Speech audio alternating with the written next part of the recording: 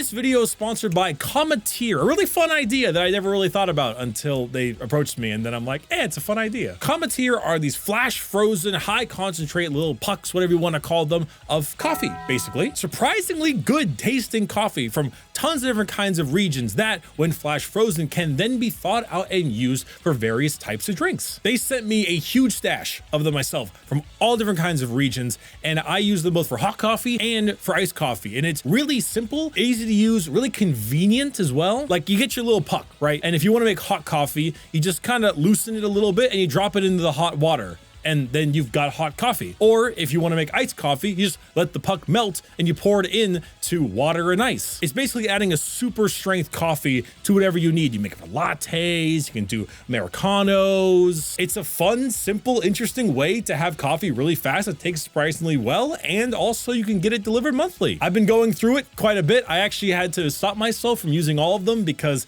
I got it a while ago and I needed to film for the videos, so I had to hold back for a tad, but it's pretty great. And for a limited time, you can get $20 off your first 2 orders off of each, so $40 off in total if you use the code Bricky, link in the description. It also lets you choose the kind of thing you like: dark roast, light roast, a little citrusy, more bold, etc. It's a fun idea, fun product. $20 off your first 2 orders, code Bricky down in the description. Cometeer, thank you for sponsoring this video. Welcome everybody to another bricktacular day in the frontier. My name is Bricky, and I have been taking a bit of a walk down memory lane, if you haven't noticed. The sun is out, the breeze is light. The bird, only one bird. Bird up. Hello. Is chirping. And after a few paces, I noticed that God has left me a gift. An unmarked plastic bag containing an improvised explosive device with a note on it saying, "Report. EA cancels joint Apex Legends and Titanfall game."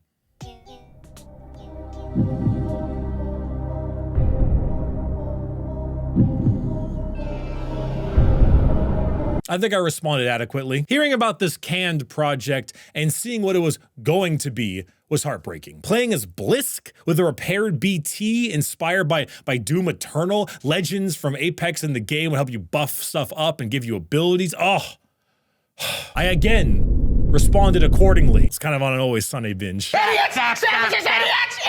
But as I'm sure it's been made very obvious, it got me wanting to revisit the start of all this. The beginning of these times. The times that brought intrigue, prestige, division, and now sadness. Now, I don't own Titanfall 1 on PC, and never will, but I did have it on the Xbox One way back in the day, and I still have it downloaded on my Xbox fridge. Insert meme of player count plus ghost stare plus music, you know the drill. But that is still people playing it. I was considering waiting until next year for this video since Titanfall 1 came out in 2014 and I've been on my decade-old stuff binge lately, but I'm jumping the gun because my emotions were messed with. On Xbox, you can still get games of Attrition. You'll see that most of the same players over and over again, and I do warn you, some of these players are very good, but you can still get games. So, perfect. I load up and reminisce about the days that brought this franchise to life.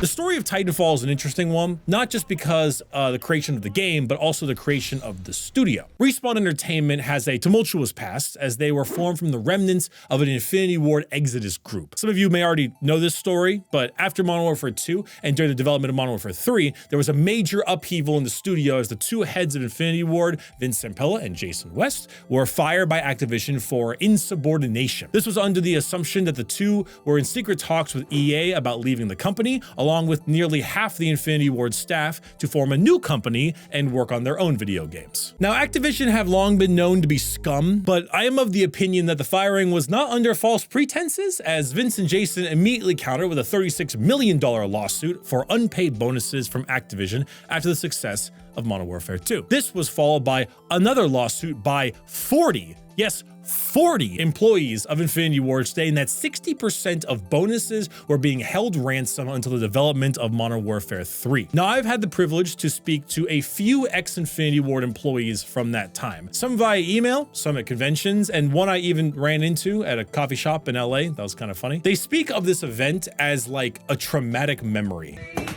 3, 2, 1.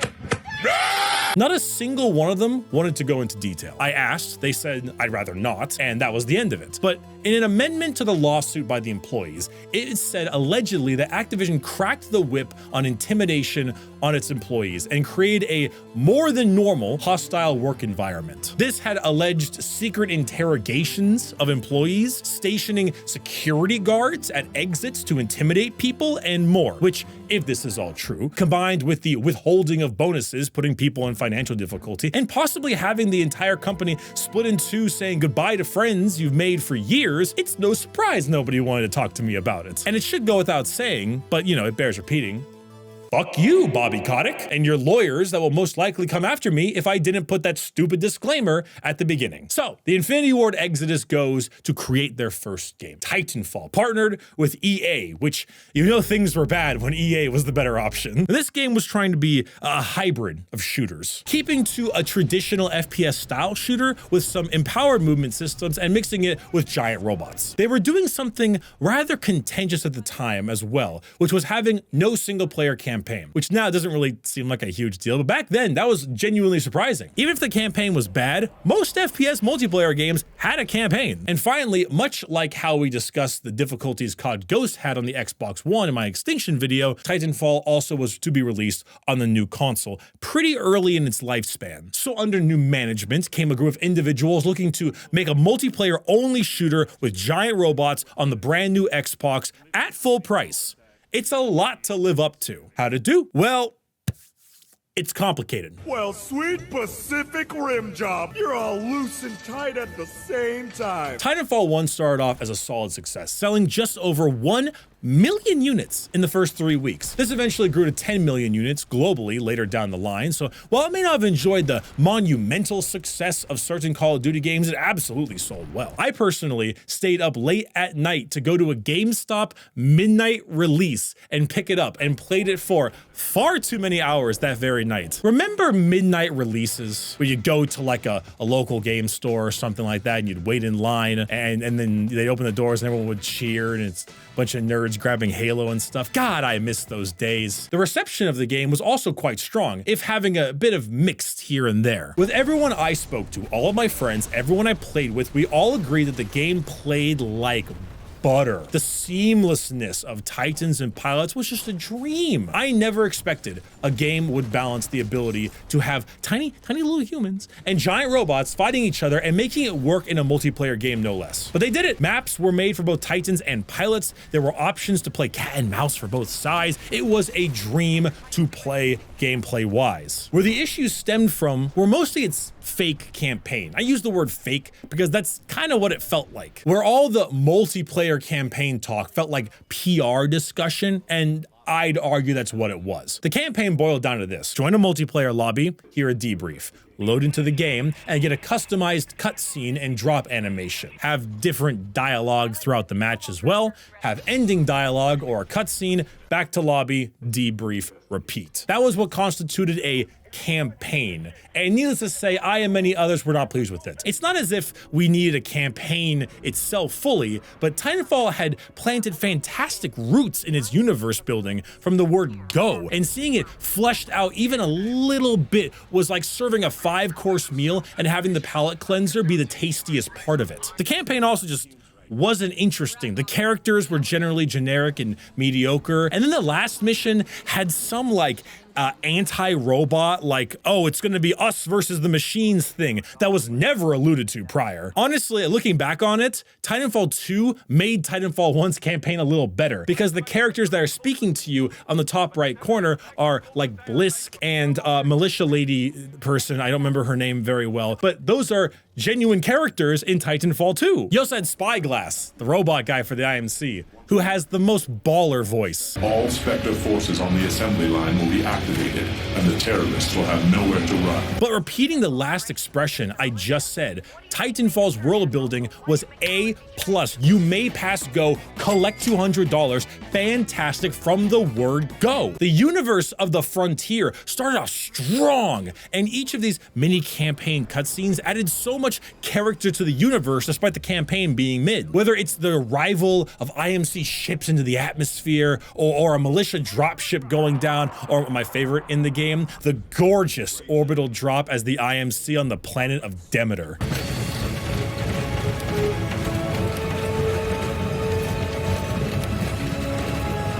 Stand by. Approaching shock layer.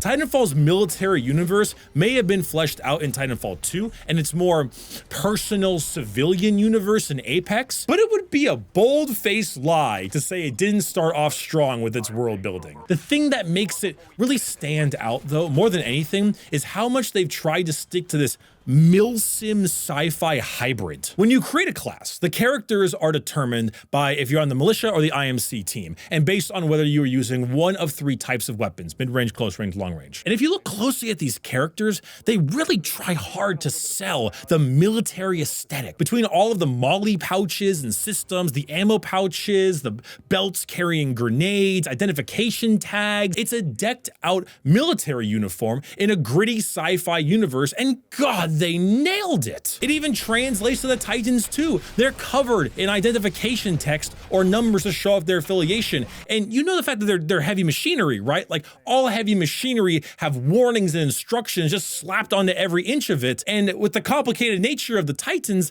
they really feel like big mechs retrofitted for war. Small things like when the Titan's weapon with no attachment doesn't say no attachment, it says factory issue. Hell, even the way the lights, they exit the cameras it has when you embark on the Titan, and the screens light up one at a time to get that like pilot cockpit look with all the black lines. Dude, I'm drooling. I'm drooling, dude. Every square inch of this game is meant to feel like an understandable progression from modern day military hardware just in the future. The guns, especially, are no exception to this. It looks like they were made by people who actually know guns. The entire game is military geeks being told to do it again with sci-fi. I cannot stress how much the art style of this universe impresses me. This is why the game playing itself straight is a good way to continually sell the universe. While humor can be presented here and there, they treat this war as a genuine freedom fighter versus the oppressors, or terrorists against the people, depending on the side you're on. When you load into the game, you aren't teleported onto the ground. No, you are teleported,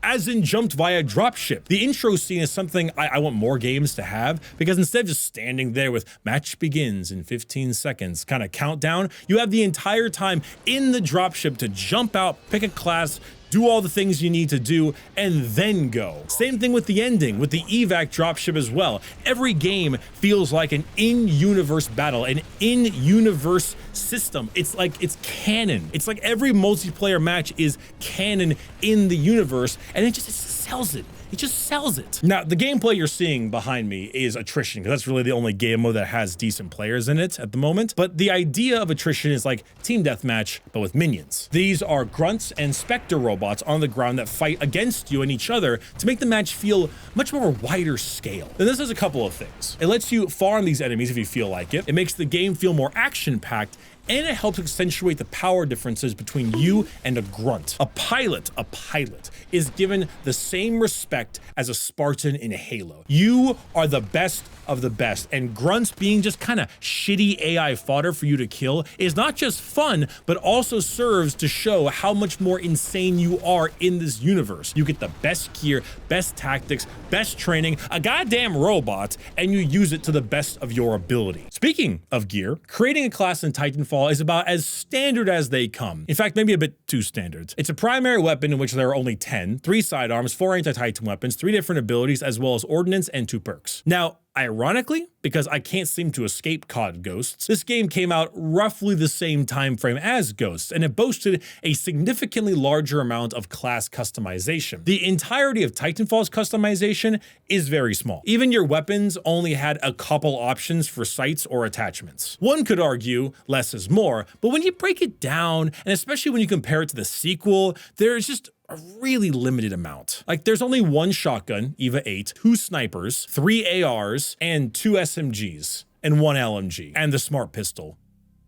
My beloved. Not because I use it much, God no. An auto-locking pistol in a PvP game is horrifying. It's just such a badass looking weapon. It's so cool. Its design is sleek, and that scene in Titanfall 2 is But then the pistols are also lacking, besides the smart pistol. Anti-Titan weapons are fine though. You get 4 options on that one. But your ability uses its cloak stim and seeing through walls. The perks are also nothing really to write home about. It's a lackluster amount of choice. I think that Titanfall 2 could have used more options as well, but that is still leaps and bounds more than Titanfall 1. But Bricky, what about Titan customization? Ah, yes, of course, your other half. Well, it's still a bit small. You have 3 chassis, the Atlas, the Strider, and the Ogre, which go the usual route of fast, fat, and fine. You do have choices and weapons though, 6 options in total. Then you have your tactical ability, ordnance, and 2 perks. This I'm perfectly okay with. It has problems that will come later, but for Titans, you can deck it out in a lot of fun ways to suit your playstyle, and it gives you a lot of variety. Not just for the map you're playing on, but how you want to deal with Titan on Titan or Titan on Pilot gameplay. Gameplay, speaking of,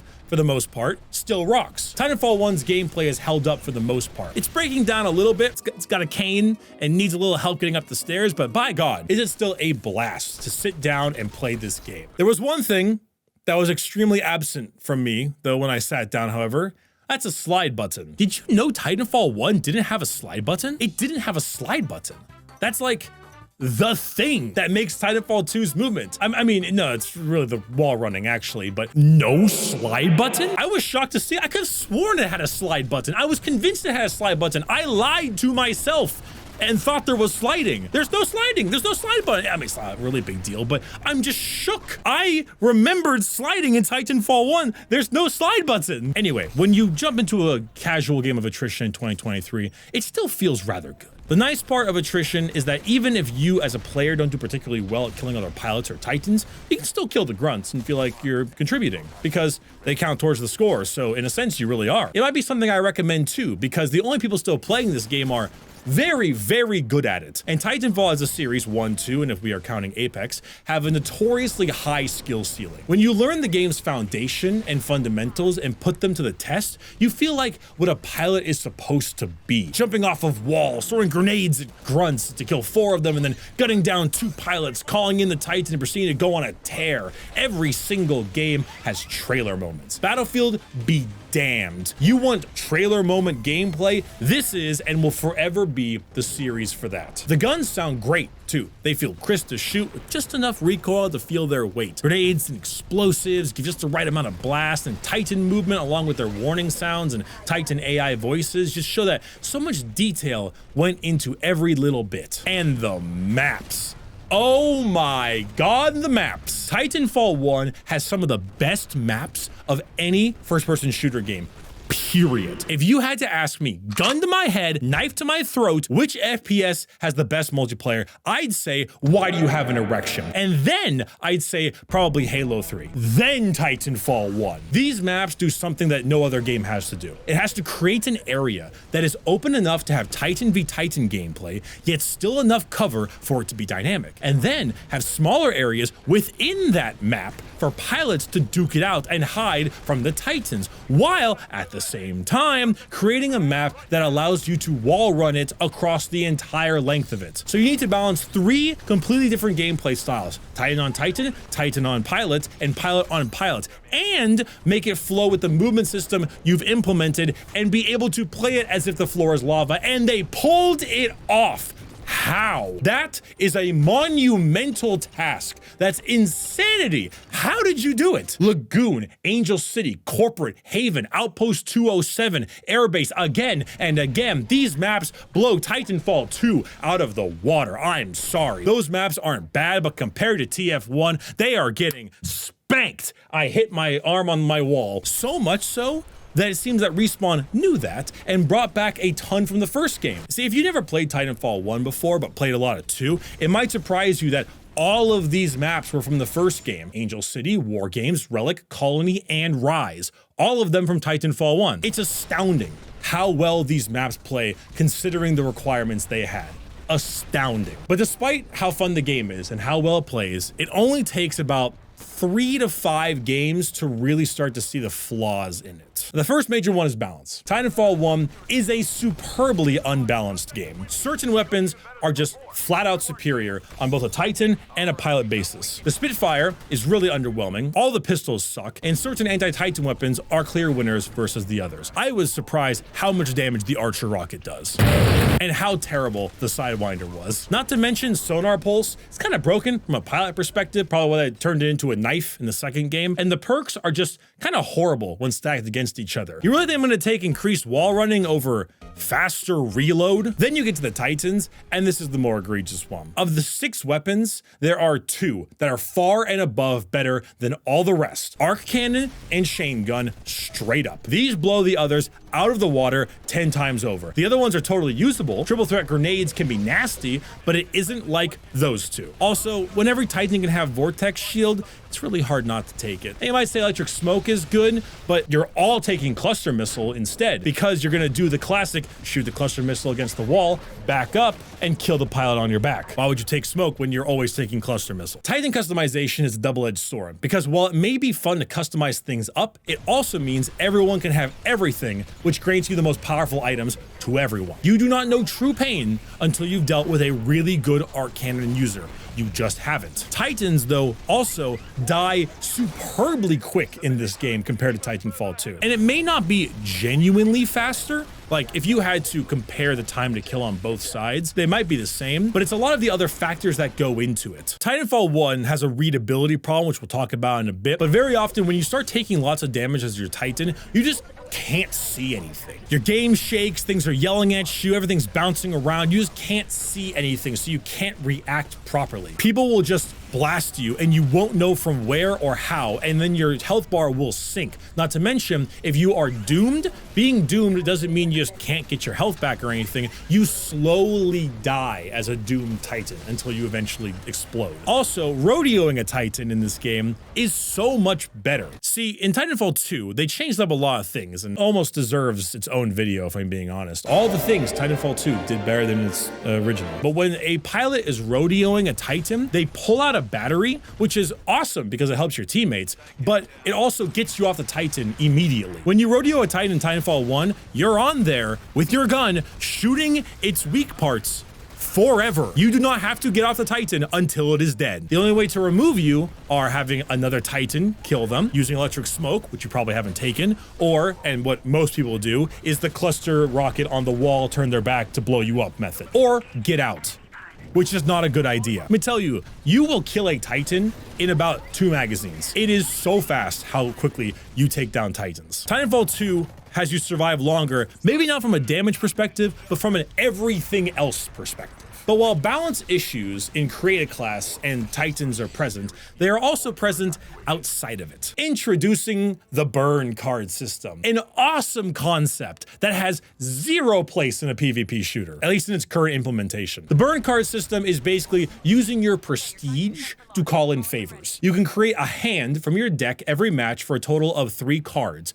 and once they are used, they are gone forever. These can be things like having enemy AI targets ignore you, hacking specters faster, or double XP boosts. But then they can get a bit better, like amped weapons, weapons that do more damage, or better versions of your pilot's tactical ability. And sometimes they're just bananas, like map hack, seeing where everyone is permanently, or permanent vision pulse, or, you know, a free Titan you can call in immediately when the game starts. Burn cards are weighted on a rarity scale, of course, so the better ones will be less common. And sure, you'll die more than 3 times in a match, so you won't just be able to constantly spam burn cards.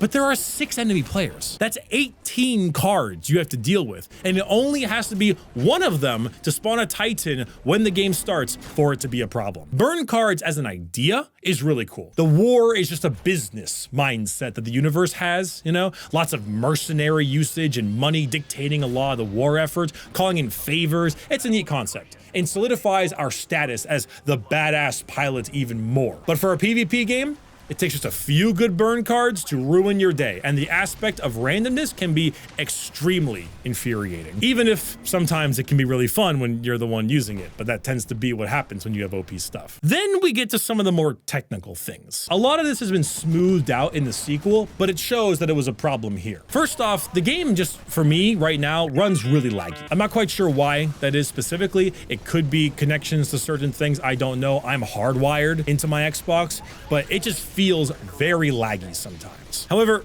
readability is the big problem with this game. Understanding when damage is going through. That is confusing, if downright impossible to understand in moments of high activity. There is a lot going on screen, but where shots come from can just be tough to see. Now, it's not as bad when Titan on Titan, but as a pilot, being shot at is basically, I'm normal to death. The feedback of a pilot shooting you as opposed to everything else is not well shown. I think it serves as an important lesson of the topic of player feedback. See, in the sequel, I still think taking damage is a bit tough to tell. Granted, the game is an extremely fast time to kill, so parsing it is a bit tough on its own, but gunfire from other pilots is louder, more distinct, and easier to identify in the sequel. In the first game, especially on the busier maps, it's a crapshoot. Calling in the Titan is not just to make me big robot man, but also to save me from the confusion of pilot versus pilot battles, which also just replaces it with the confusion of Titan versus Titan battles. Oh, and